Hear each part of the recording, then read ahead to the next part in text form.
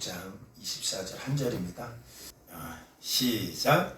예수께서 제자들에게 이르시되 누구든지 나를 따라오려거든 자기를 부인하고 자기 십자가를 지고 나를 따를 것이니라.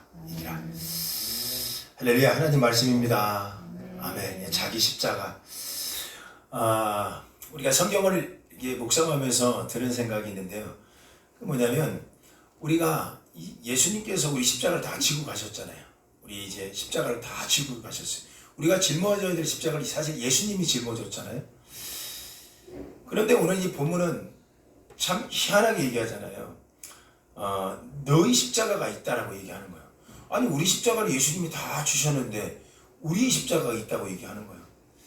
참 이 성경을 묵상하다가 들은 생각이 참 희한하다.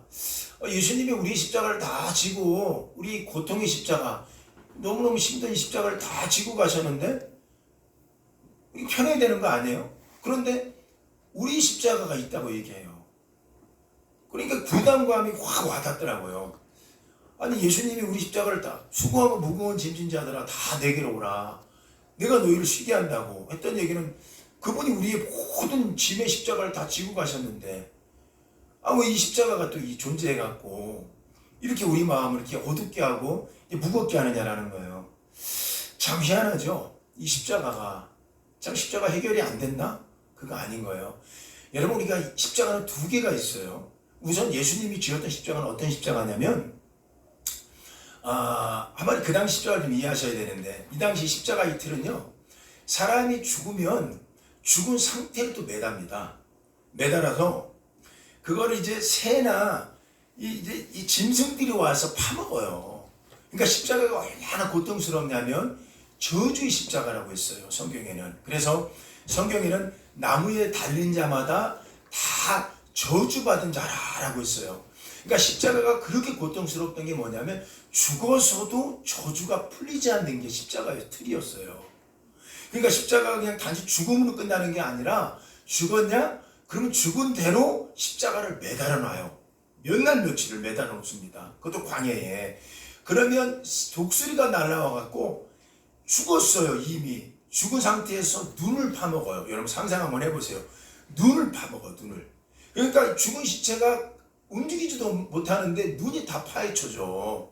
그리고 새들이 날라와 갖고 이 내장을 다 파먹어요. 여러분 상상 한번 해보세요. 그러니까 그 지나가는 사람들이 몇 개월이 지났어요. 십자가 죽은 사람을 쳐다보면서 아유 저 저주 받았네.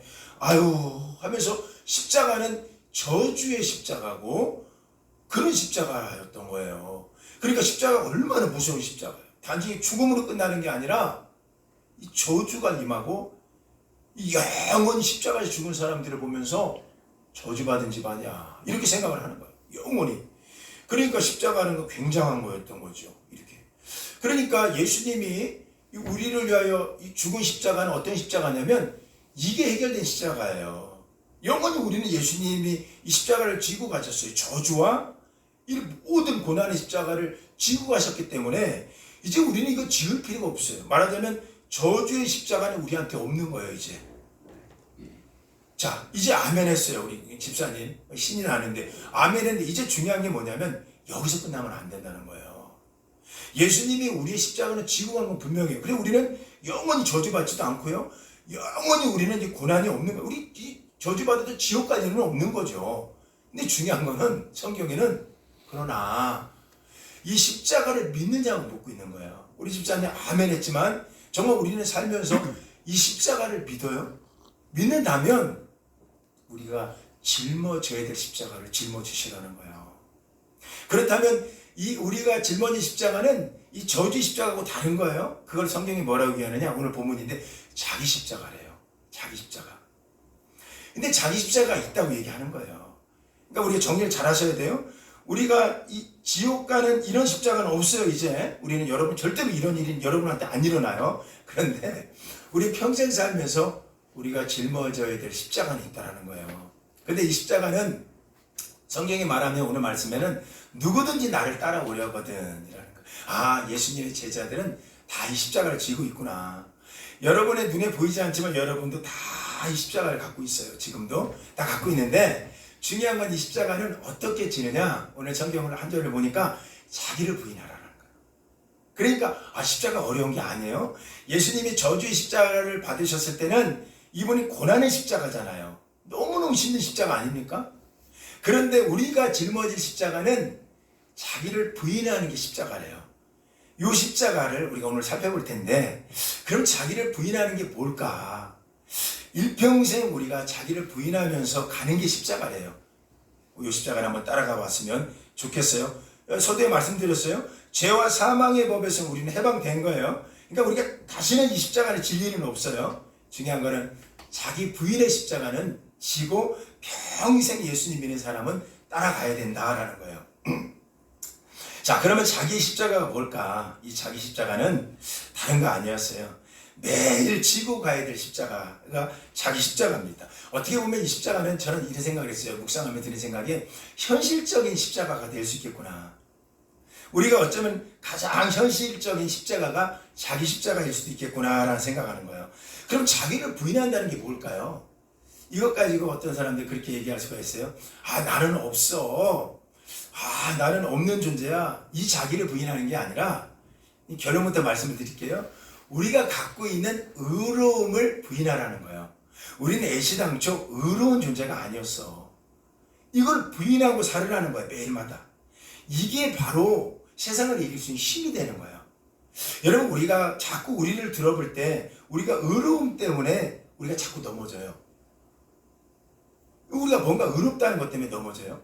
제가 이 연세대학교 이 석사를 했잖아요. 하여튼 공부할 때 자살하는 목사님이 계세요. 이번에 장로교 신학교를 나왔어요. 저는 감리교 신학교를 나왔는데 둘이 이제 동기예요. 만났어요. 이분이 박사과정이 있었고 저는 석사 개척하냐고 이제 박사과정이 아니라 석사과정이 있을 때였는데, 이분이 학기가 마지막 학기 다 끝나는데 저한테 너무 힘들다고 얘기를 하는 거예요. 왜 힘드냐? 그랬더니 이분이 여러 가지 복합적인 건데 시집을 안 갔어요. 그래서 숭실대학교 교목으로 10년 년을 있는데 결혼을 안 했어요. 얼마나 부담되겠어요, 마음에. 그러니까 어느 날 사람들이 나를 어떻게 쳐다보지? 이거에 대한 강박관념에 정신과 치료를 받았던 것 같고, 근데 저한테만 털어놨어요. 우울증 약을 먹는다는 거예요. 그런데 놀라운 게 그냥 못 갈 수도 있지 뭐, 이러고 살면 되는데 이분이 자기를 보면서 너무 힘들었던 것 같아요. 여러분, 그 해에 저하고 만나고 나서 1개월 있다가 비보가 들렸죠. 자살을 했어요. 목사님도 힘들면 자살해요. 하면 안 돼요. 근데 왜 자살할까? 목사님들이 자살 비율이 크대요. 왜 그런가 했더니 성도들이 나를 어떻게 보지? 나는 힘들어 죽겠지만 이 힘든 게 보여지면 안 된대요. 목사님들은. 성직자들은 그래요. 힘들어도 힘들다는 게 보여지면 안 돼요. 왜냐면 완벽해야 돼요. 아니 어쩌면 완벽이라는 포장으로 살고 있는지 몰라요. 그게 뭐죠? 자기가 자기를 보는 거예요. 스스로 내가 봐서 나는 완벽해야 돼. 사실 여러분, 이게 평생 우리의 감정을 움직일 겁니다.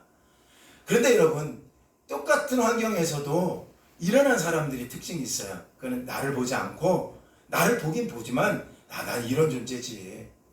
나는 정말 무너질 수밖에 없는 존재지. 내 의로움이 없는 거예요. 내 의로움이 무너졌을 때는 누굴 볼까요? 하나님을 보게 되는 거지. 이제 하나님 보는 거예요. 여러분, 두 사람의 인물을 우리가 기억하잖아요. 가룟 유다와 베드로. 두 사람 다 예수님 보시기에 실망을 끼친 인물 아닙니까? 그런데 가룟 유다 같은 경우는 자기를 되돌아봤어요. 그러니까 자기를 부인하지 못하는 거예요. 그래서 자기를 되돌아보면서 결국 자살했어요. 그럼 우리 한번 찾아가 볼까요? 우리 성경을 한번 찾아보는데 마태복음 27장 3절을 한번 읽어볼까요? 마태복음 27장 3절 크게 한번 읽어봅시다. 시작. 그때에 예수를 판 유다가 그의 정죄됨을 보고 스스로 뉘우쳐 그 은 30을 대제사장들과 장로들에게 도로 갖다 주며. 자 보세요. 가룟 유다가 예수님을 팔았어요. 자격 없죠. 제자의 자격이 사라진 거예요. 3년 동안 교육시켰음에도 불구하고 훈련받았음에도 불구하고 결국은 제자됨의 자격이 상실된 거죠. 훈련 잘못 시킨 거죠. 예수님 볼 때는. 자, 그런데 여기서 하나 주목할 게 유다가 자기의 정죄됨을 스스로 보았다고 했네요. 스스로. 그러니까 자기는 자기를 보니까 나는 의롭게 살아야 되는데, 나는 제자들보다 나아야 되는데 의로운 게 안 보인 거예요. 실패자의 모습이 보인 거예요. 여러분 좀 이해 말씀드릴게요. 그러면 어떻습니까? 우리 인생 살면서 실패할 수도 있죠. 그럼에도 불구하고 살아나야 되는 거야. 왜? 네가 저주받을 사람이 아니잖아. 그러니까 넌 평생 네 십자가가 있는데 그 십자가는 다른 게 아니라 너를 보지 말라는 거예요. 네 속에 있는 의로움, 네가 뭐 자격이 어때서, 네가 목사이기 때문에, 너가 장로이기 때문에, 네가 믿음 좋은 것처럼 보여지지만 실상은 하나님이 아신다는 거예요. 너의 그 부끄러운 거, 너의 그 연약함, 하나님이 아신다는 거야. 하나님이. 근데 자꾸 너는 사람들이 나를 어떻게 볼까? 네 자기 의식, 자의식을 바라보느냐라는 거예요. 제가 이제 돌아가신 그분 영전 앞에서 내가 크게 속으로, 겉으로 말을 못 하겠더라고요. 연세대학교 신학관에서 우리가 그분의 장례를 치렀는데 속이 불이 나는 거예요. 근데 말을 못 하는 거야. 근데 속으로 외쳤어요. 왜 죽냐? 그래서 내가 멍청하라고 얘기했어요. 왜 죽어? 죽은 사자보다는 우리 하나님은 성경에 나오죠. 전도서에 살아있는 개가 더 낫다라고 했어요. 우리가 힘들지 않은 사람 누가 있어요? 왜 자꾸 우리는 기준을 우리를 보냐라는 거예요. 실패할 수 있지. 좀 쓰러질 수 있지. 아니 뭐 대학교 교목이면 뭐 꼭 시집 일찍 가야 돼? 어려울 수도 있지. 짝을 아직 늦게 만날 수도 있지. 근데 왜 죽냐라는 거예요. 나를 보는 거야.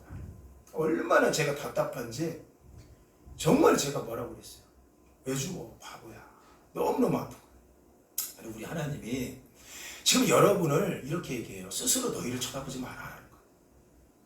네가 나를 팔아먹을 수 있지. 그런데 너 왜 스스로 너를 보냐. 유다를 조명할 때 유다는요, 스스로가 두 번 나오더라고요. 스스로 자기가 자기를 봤어. 또 5절을 한번 읽어볼까요? 크게 한번 5절을 크게 한번 읽어봅시다. 시작. 유다가 은을 성소에 던져놓고 물러가서 스스로 목매어 죽느니라. 스스로 목매었다는 건 자기를 보니까 나는 살 존재가 아니야. 여러분, 의로운 사람 있습니까? 이 땅에? 성경은 얘기하잖아요. 의로운 자가 없다. 한 사람도 없더라는 거예요. 이게 우리가 사는 일입니다. 우리는 자꾸 우리를 벌려가는 거예요. 좀 실패할 수 있어. 스스로의 널 쳐다봐. 정말 우리가 평생 자기 십자가는 다른 거 아니에요. 내 십자가 뭔지 아세요? 내 의를 안 보는 게 내 십자가가 돼야 돼요. 내가 의가 무너져야 주님의 의가 내 안에 들어와요. 자꾸 내가 의로움이 강하니까 주님이 들어와서 우리를 의롭게 할 기회를 잃어버리는 거예요. 넘어져 있어. 내가 가서 너를 세울게. 이게 주님의 하나님의 의 아닙니까? 근데 우리는 자꾸 우리가 의롭다고 생각하는 거예요. 베드로 볼까요? 베드로는요, 저는 베드로과인가 봐요. 철면피 믿음을 갖고 있어요. 철면피 믿음은 뭐냐? 무너지는 거예요, 그냥. 무너지고 잘못해도 오늘 잘못하고 또 무너져. 그리고 그 다음 무너져도 누가 뭐라 그래. 이거 또 그래? 그러면 저는 그러면서도 무너지면서 또 하나님하고 찾아요. 저는 베드로과 같아요. 저는 평생 자살할 일은 없을 것 같아요. 왜? 이런 사람은 철면피해서 자살이 아니라 주의 은혜를 깨달았기 때문에 그런 거예요. 베드로 보십시다. 베드로의 상황은 가룟유다하고 같았어요, 사실. 그런데 베드로는 이렇게 얘기하더라고요. 마태복음 26장 74절 75절인데 한꺼번에 한번 찾아가면서 읽어봅시다. 시작. 그가 저주하며 맹세하여 이르되 나는 그 사람을 알지 못하노라 하니 곧 닭이 울더라. 곧 닭이 울더라. 자, 보세요. 이게 어떤 거 알죠? 베드로도 실패했어요. 베드로도 3년 동안 예수님과 동행했는데 자격 없음. 똑같지 뭐. 예수님 아무리 가르쳐도 한 사람은 예수님 팔아먹고 한 사람은 예수님 모른다고 부인하고, 그것도 수제자라는 사람이. 둘 다 평가 똑같다. 둘 다 낙제다. 둘 다 잘못 가르쳤다.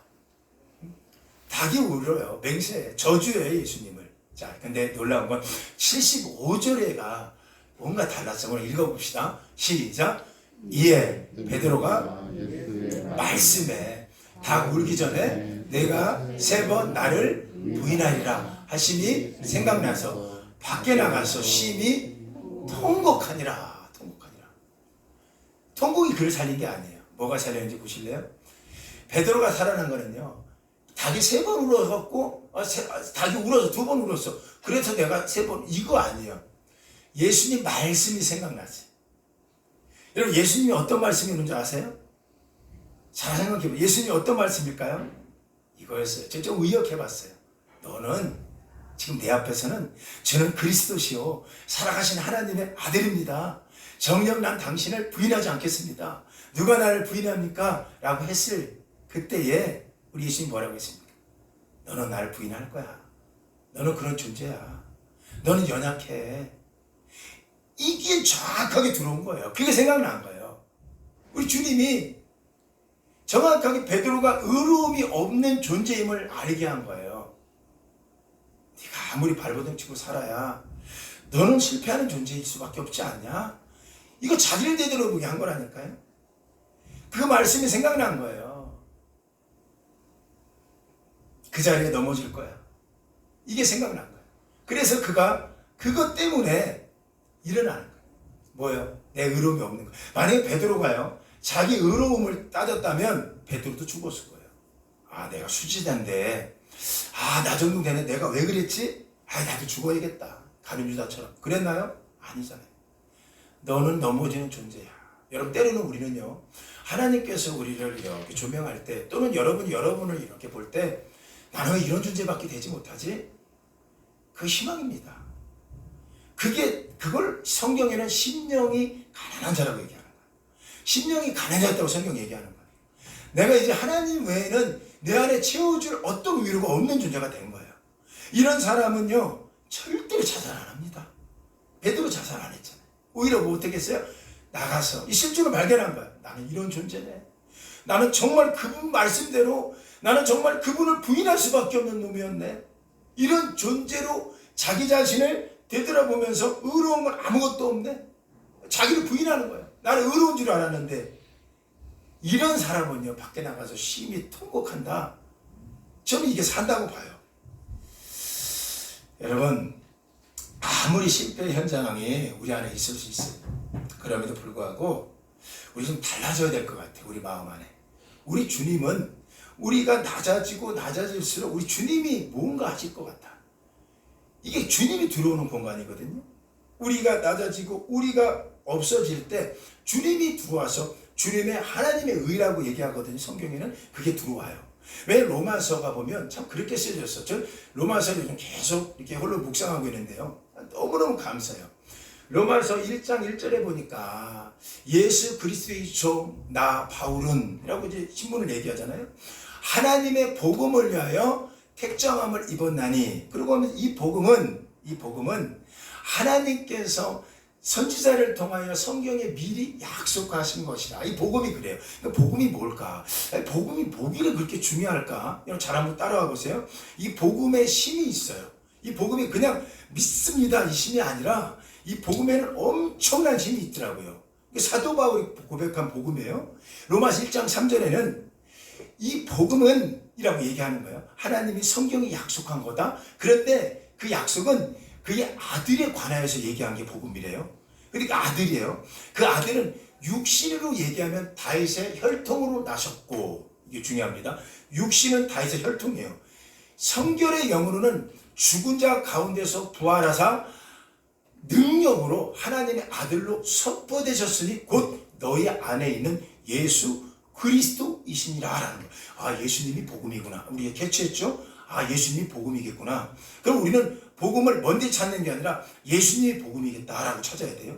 그런데 어떻게 사도 바울이 이 복음 갖고 생명을 바쳤을까? 그의 고백이 로마서 1장 16절에 가니까 이렇게 얘기하는 거예요. 이 복음을 내가 부끄러워하지 아니하노니, 예수를 부끄러워하지 않는다는 거예요.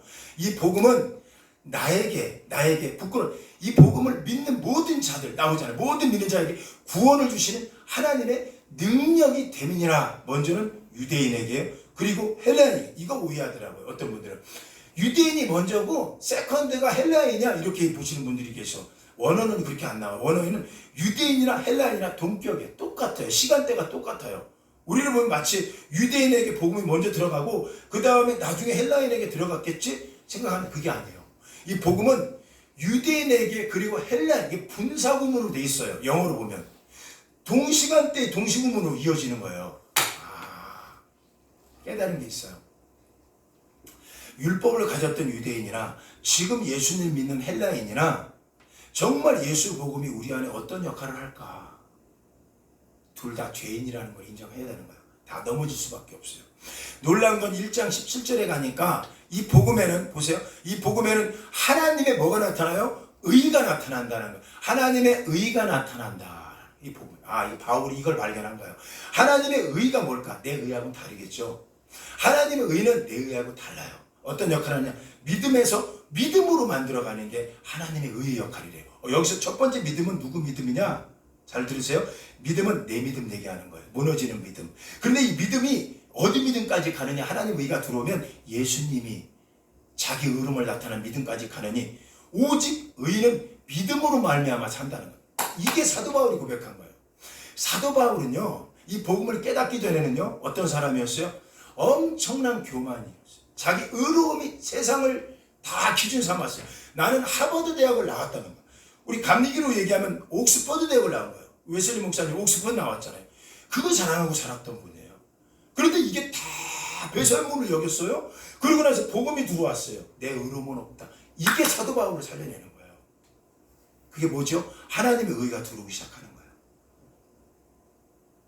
그렇다면 중요한 게 하나님의 의가 어떤 역할을 하냐, 이게 굉장히 중요하겠죠. 우리 안에. 저는 좀 이렇게 조명하게, 제가 성경을 묵상하다가 요한복음 21장을 이렇게 보면서 들었던 생각인데요. 요한복음 21장에 가니까, 자, 무너져 있는 베드로에게, 자, 이게 하나님의 의입니다. 이제 찾아갑니다. 우리 예수님이. 그 베드로를 만나요. 그런데 베드로가 뭐 하고 있었느냐? 바닷가에서 고기를 잡고 있었어요. 자, 요걸 따라가셔야 됩니다. 그 디베라 호숫가와 베드로는 어떤 관계가 있느냐? 3년 전으로 돌아갈게요. 3년 전에 가면 거기서 예수님을 만났어요. 어떤 환경이었냐면 실패의 장소였어요. 그때도 어떤 그물로 고기를 잡고 있었는데 그날 한 마리도 못 잡았어요. 근데 예수님이 나오셔서 말씀해, 깊은 데로 가서 고기를 던져라, 그물을 던져라. 그리고 잡았어요. 그러고 예수님께서 내가 너를 사람 낚는 어부를 만들게 라고 그를 데려가서 3년을 교육을 시켰어요. 3년. 잘 보셔야 돼요. 자, 그러니까 3년 전에 이 디베라 호숫가에는 베드로한테는 그 곳이 어떤 곳이었냐면 어부로서 자격 없음이 증명되는 자리였어요. 어부로서. 여러분, 어부로서의 자격이 없음이 더 괴로울까요? 아니면 오늘 3년이 지났는데 제자로서 훈련을 받았는데 오늘 예수님 팔아먹고 도망갔어요. 예를 들어서 그 베드로예요. 그러면 지금 3년 후에 디베라 호숫가는 베드로한테 어떤 곳이었느냐? 제자로서의 자격이 없는 거였어요. 자, 요거 두 개 봅시다. 나는 세상에서 어부로서의 능력이 없는 게 하나님 보시기에 부끄러움이 더 심할까요? 잘 보세요. 아니면 나는 정말 열심히 신앙생활을 수년 동안 하고 열심히 말씀 공부 배우고 열심히 신앙생활 하면서 잘 살아보리라 했는데 집사로서 자격 없음. 세상 나가서 돈 많이 버는 것이 하나님 영광인 줄 알고 했는데 실패할 수 있어. 어부로서의 실패가 더 자괴감이 들겠습니까? 아니면 잘 한번 생각해 보세요. 난 열심히 교회에서 인정받았어. 난 열심히 교회 직분자야. 난 교회의 집사님이야. 그런데 집사로서 자격 없음이 어느 날 보여줬어요. 여러분, 집사로서 자격 없음이 어떤 걸까요? 어떤 게 여러분한테 드러나면 여러분 수치를 느끼겠습니까? 빨리 얘기해 보세요. 얘기 안 할 줄 알고 제가 지금 얘기할게요. 하나 이야기를 한번 드려봅니다. 제가 성기는 교회에서 어느 날 어느 남자 집사님이 연락이 왔어요. 여러분 몇 번 간증했을까요? 이분이 호텔에서 전화를 했어요. 호텔에서 대낮에 전화했어요. 알고 보니까 이성이죠. 그렇게 술을 저녁에 먹고 사업성으로 사람을 만난 것 같아요. 집사님이에요. 안수 집사님이에요. 장로기로 말하면 엄청난 집사님. 그런데 실수를 했어요. 근데 저한테 전화를 했더라고요. 대낮에. 옆에 우리 제 집사람도 앉아 있었는데 어떻게 받아줘야 돼? 괴로워하는 거예요. 어디요? 호텔이요. 왜 거기 계세요? 실수했대. 그런데 괴롭더라는 거예요. 그러면서 제 앞에서 막 어떻게 하죠? 전도사님 어떻게 해야 되나요? 집사로서 자격 없음이 보여줬어요. 집사로서 그 자리에 앉아있으면 안 돼요. 여러분 우리의 수치심을 주는 거는요 절대로 사업의 실패 아닐걸요? 절대로 너가 돈 못 벌면 못 벌어도 괜찮아 아니겠어요? 근데 우리를 힘들게 하는 게 뭐죠? 나는 교회에서 교사인데, 나는 교회에서 다른 사람이 눈으로 볼 때 참 어떤 사람인데, 근데 어떨 때는 그렇게 못 살 때 있잖아요. 집사님 부끄럽잖아요. 아닌 것처럼 눈 감고 계신 분도 계시는데 우린 그래요. 사실 그런 분도 계실 수 있어요. 자, 그럼 어떻게 되나요? 죽어야 되나요? 다른 데좀 죽어야겠네요. 실패할 수는 있어요. 근데 중요한 것은 하나님의 의가 있는 사람은 절대로 실패가 아닐걸요. 제가 그걸 이렇게 하나님 기도해서 하나님 어떻게 하죠? 우리 하나님 지혜를 주셨어요. 그래서 제가 이렇게 해서 집사님 거기 옆에 혹시 여성분 계세요? 없대요. 언제 가는지도 모르겠대요. 갔대요. 그러니까 하나님과 우리만 아는 거네요. 그렇죠? 집사님 거기서 무릎 꿇으십시오. 그 침대에서 이분이 무릎 꿇은 것 같아요. 그리고 귀에다가 댔고 제 기도를 따라서 했어요. 하나님 그리고 한마디에 그분 울기 시작했어요. 우리는 죄인입니다. 의인은 없나니 하나도 없다는 얘기가 그걸 얘기하는 거예요. 의인이 뭘까요? 의인이 내가 의롭게 살아서 의인이 아닐걸요. 의인이라는 얘기가 뭐냐면 하나님이 내 속에 들어오시는 게 의인이에요. 내 의인은 내려놓는 거예요. 그리고 나는 그분의 의로 사는 게 의인인 거예요. 그러니까 늘 그분을 오늘도 바라보고 내가 오늘 실수해도 넘어져도 그분 바라볼 수 있는 게 우리 힘이 될 때 그 사람은 의인이라고 얘기하는 거예요. 다른 사람은 이게 없기 때문에 실수해도 죽어요. 실수해도 끝나요. 그러나 의인은 뭐죠? 오늘도 믿음으로 사는 게 의인이에요. 그 처음에 네 믿음이 아니었다. 이 믿음 되는 거다. 오직 왜? 복음에는 하나님의 의가 나타날 거다. 그러니까 이 하나님의 의가 들어오면 니네 의는 사라지는 거야. 니네는 애초부터 의가 없었어. 뭘 하나님 앞에 우리가 율법으로 자랑을 삼습니까? 라고 이야기하는 거였어요. 그런데 집사님 우리 그냥 무릎을 꿇을 수 있는 존재. 나는 죄인입니다. 하는 순간 우는 거야. 울어요. 그 다음부터 필요한 게 뭘까요? 이 주님이 필요한 거지. 우리가 누군지를 알았으니까 이제 필요한 게 주님이에요. 이 주님이 역사하는 거예요. 주님이 거기서 움직이기 시작하는 거예요. 주님이 통곡 속에서도 움직이더라고요. 나는 죄인입니다 라고 외치는 순간에 주님이 안 떠나고 더욱더 그러니 내가 네 의가 될 거야 라고 찾아오는 거야. 그 집사님이 회복했어요. 이거는 그 집사님과 저밖에 몰라요. 지금 교회 권사님 되셨어요. 성남에서 굉장히 큰 교회예요. 이 지방이 아니고 저 옆에 성남 동지방 큰 교회, 가장 큰 교회 중에 하나. 자, 무엇을 얘기하는 줄 아시겠죠? 그럼 베드로에게 찾아왔어요. 그리고 이렇게 물어봐요. 네가 어부로서의 자격이 아니라 제자로서의 자격이 없을 때도 왔어. 그리고 이렇게 말합니다. 성경 보니까 그 두 번째 찾아와서 요한복음 21장 5절에 보니까 이게 참 은혜가 됐어요. 한번 읽어보세요. 베드로를 찾아오는 거예요. 오늘 여러분도 오늘 찾아오는 거예요. 우리 주님께서 한번 읽어봅시다. 시작. 예수께서 이르시되 얘들아 너희에게 고기가 있느냐? 대답하되 없나이다. 똑같은 질문을 해요. 3년 전하고. 근데 3년 전의 질문은 잘 보셔야 돼요. 3년 전의 질문에는 제 시간이 없어서 성경을 안 찾는 거예요. 3년 전의 질문은 너희가 거기가 있냐 이렇게 물어봤어요. 너희들이. 근데 지금은 제자로서의 자격이 없으니까 더 수치지죠. 3년 동안 훈련 받았는데 이거밖에 안 돼. 저한테는 어떤 걸까요? 이래서 묵혔는데 이거밖에 안 돼. 이게 저한테도 오늘 수치감일 수도 있어요. 그런데 이렇게 물어요. 얘들아. 저는요 깜짝 놀랐어요. 묵상하다가. 얘들아라고 묻는 순간에 뒤에 있는 목적어는 제가 기억이 안 되는 거예요. 얘들아라는 건 애칭이에요. 여러분 잘 보세요. 부부 사이에도 애칭이 있어야 될 것 같아요. 부부 사이에도. 제 애칭이 있을 때는 관계가 참 좋은 거예요. 제 아이들이요. 제 집 얘기 죄송합니다. 엄마하고 아빠하고 관계가 좋은지 안 좋은지는 애칭 갖고 됐더라고요. 어느 날 여보 하는 순간부터 서로 관계가 안 좋아. 그런데 제가 우리 집사람 부르는 애칭이 있어요. 여러분 못 불러요. 저만 불러요. 자기야가 아니에요. 여러분 닭산 올라도 이해하세요? 귀여마 그래 귀여마. 귀여마 이렇게 불러요. 그러면 그 뒤는 뭘까요? 책망하려고 부르는 걸까요? 잘 들어보세요. 내가 하영이 엄마 라고 부르는 거와 이렇게 합시다. 우리 하영이가 제가 우리 딸들을 부를 때 우리 딸들은 제가 부르는 이 뉘앙스죠. 어조를 가지고 아빠의 마음을 읽고 있더라고요. 어느 날 제가 하영아, 하음아, 하유라 이렇게 집에 부르면 그 뒤에 목적어는 뭐죠? 너 숙제했니?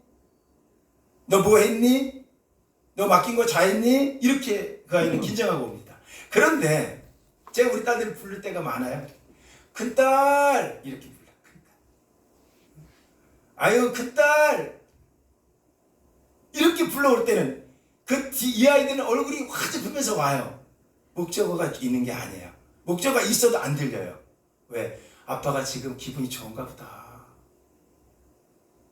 큰딸, 아이고 막내딸 이렇게 불러요. 여러분 잘 보셔야 돼요. 이거 영적으로 제가 얼마나 우러는지 몰라요. 요한복음 21장 실패했어요. 자격이 없음이 보여졌어요. 그것도 가장 수치스러운 제자의 자격이 없음이 보여졌어요. 3년 동안 동행했고 훈련 받았어요. 그런데 넘어졌어요. 그런데 예수님이 얘들아 라고 하는 거예요.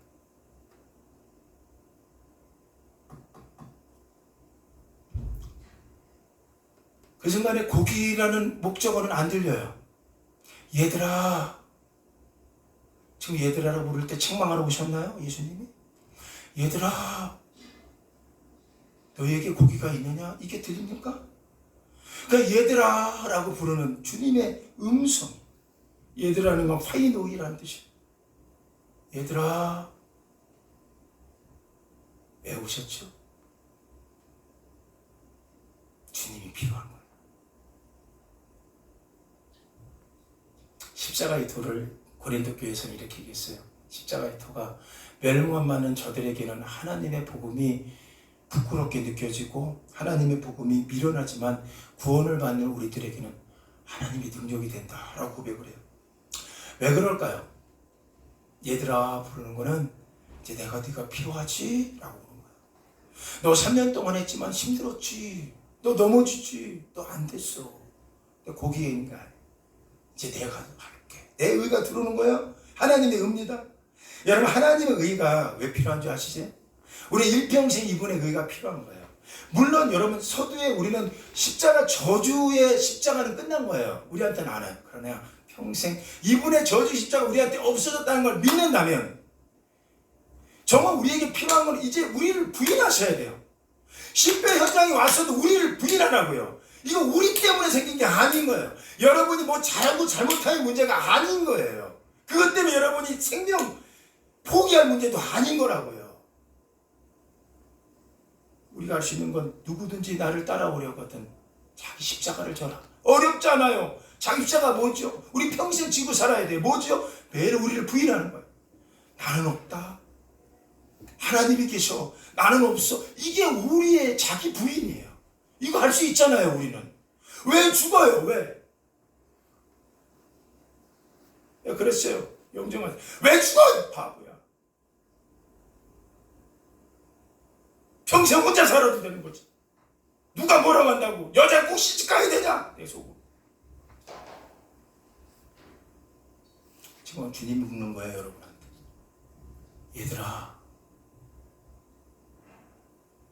사단은 고기에 중점을 둘 거예요. 고기를 잡았냐 안 잡았냐. 우리 하나님 그렇지 않아요. 그 증거를 로마서 3장 20절 이렇게 얘기하더라고요. 그러므로 잘 들으세요. 율법의 행위로 하나님 앞에 의롭다함을 받을 자가 없대요. 애초부터. 야, 율법으로 가룟 유다처럼 살래? 너를 스스로 보고. 아니요. 율법의 행위로는 하나님 앞에 의롭다함을 인정할 사람이 없다. 왜 그러죠? 율법은 죄만 보인대요. 그러나 곧 이 외에 율법 외에 성경 율법 외에 하나님의 의가 나타났다는 거예요. 율법과 하나님의 의가 대등해요? 아니요. 월등해요. 율법으로 살지 말아요. 율법은 우리 죽이는 거예요. 율법은 우리 죄만 보여요. 율법은 우리 실패만 보여요. 율법은 우리를 좌절시켜요. 율법의 기준은 우리는 완벽한 사람이 한 명도 없어요. 그러나 율법에 하나님의 의가 나타났으니 이건 선지자들과 율법에서 증거까지 받은 거다. 그러므로 주 예수 그리스도를 믿음으로 말미암아 모든 믿는 자에게 미치는 하나님의 의래요. 모든 믿는 자가 될 수 있구나. 모든 믿는 자에게 미치는 하나님의 의니 이것은 차별이 없다. 야, 얼마나 감사합니다. 차별이 없대요. 그리고 여러분 너무나 유명한 말씀 알잖아요. 로마서 3장 24절 모든 사람이 죄를 범하였음에 하나님의 영광에 이르지 못하지. 그런데 놀라운 게 24절에 가니까 뭐라고 얘기해요? 그리스도 예수 안에 있는 속량으로 말미암아, 속량이 뭐죠? 대신 죽으시면 이 저주는 없어진 거죠. 말미암아 하나님이 의롭다함을 얻은 자가 되었다. 값없이. 25절을 한번 크게 한번 읽어볼까요? 로마서 3장 25절을 우리 집사님들 크게, 권사님들 크게 시작. 이 예수를 하나님이 그의 피로써 믿음으로 말미암아 화목제물로 세우셨으니 이는 하나님께서 길이 참으시는 중에 전에 지은 죄를 방과하심으로 자기의 의로우심을 나타내려 하심이니라. 보세요. 우리가 자꾸 우리로 채워지잖아요. 주님이 없어요. 거기. 우리는 이상적으로 우리 채울 수도 없는 존재예요. 완벽하지 못해요. 우리는 감정의 기복이 심해요. 그런데 놀라운 건 그 길이 참으셔서 전에 지은 죄를 간구하신다는, 없애주신다는 얘기죠. 안 본다는 거죠. 근데 놀라운 건 거기 끝나는 게 아니라 우리의 의로움이 없기 때문에 이제는 우리가 살 때 너는 네 의로움으로 사는 게 아니라 내 의로움으로 사는 거야 라고 자기의 의로움을 나타내는데 26절 크게 한번 읽어볼까요? 시작. 곧 이때에 자기의 의로우심을 나타내시고 자기도 의로우시고 또한 예수 믿는 자를 의롭다 하시니라. 여기서 이때에 동그라미 치세요. 성경 안에. 이때가 언제죠? 우리가 우리 자신의 의로움을 부인할 때예요. 살면서 그 집사님처럼 호텔방에서 저는 이런 존재입니다. 저는 정말 내가 집사가 맞습니까? 내가 정말 교회에서 아이들을 가르치는 교사가 맞습니까? 내가 정말 이 가정의 한 남편이 맞습니까? 주님이라고 외치는 그 순간 그때 필요하더라. 주님이 내가 의로워. 내가 의로울 거고 또한 너도 크게 하면 의로워지리라. 더 이상 무슨 말이 필요해? 여러분이 할 수 있는 것도 한 가지. 이거 인정하시고 사셔야 돼. 나는 없지. 나는 오늘 감정이 기복심해. 그래도 한 가지야. 그럴수록 주님이 하나님의 의가 들어올 거야. 그리고 우리는 그분이 그냥 끝나는 게 아니라 너도 의롭다 라고 끌어가는. 세상에 집사님 뭐 자주 만나는 건 아닌데 만났어요.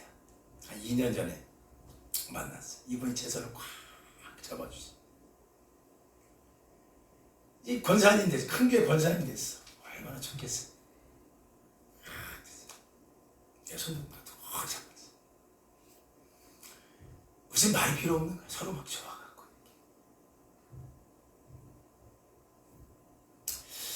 우리가 할 수 있는 건요, 이 환경 속에서도 매일 십자가 지는 거예요. 십자가 어려워요? 아니요. 어려운 건 다 주님 지어 가셨어요. 저주 받으래요? 여러분 오늘 주님이? 아니요. 주님 다 저주 받아 가셨어. 여러분 십자가 진다고 누가 찔러요? 아니요. 주님이 다 찔러 가셨어. 여러분이 필요한 거는 매일매일 여러분 십자가를 져야 돼. 그건 뭐라고요? 어렵지 않아요? 나는 없지. 주님이 하시지. 다 따라서요. 나는 없지. 주님이 하시지. 그게 여러분 십자가야. 이걸 끝까지 지고 사셔야 돼요. 그래야지만 사단의 공격에서 이기는 거예요. 매일 자기를 부인하는 거예요. 매일 주님을 따라가면서. 그래야 주님의 의로우심이 우리 삶을 장악하게 될 거고요. 사탄의 맹공적인 감정의 도전 앞에서도 우리가 이길 수 있는 거예요. 매일 십자가 지는 거예요. 매일 십자가 지는 거예요. 매일 고백하는 거야. 나는 없다. 주님이 있다. 매일 주의 은혜로 살아가는 거예요. 나는 없어. 주의 은혜로 살아가야 돼. 이런 사람은 절대로 삶을 포기하지 않고 자살하지 않고 오늘도 이겨내는 여러분에게 예수 이름으로 축원합니다. 할렐루야. 자,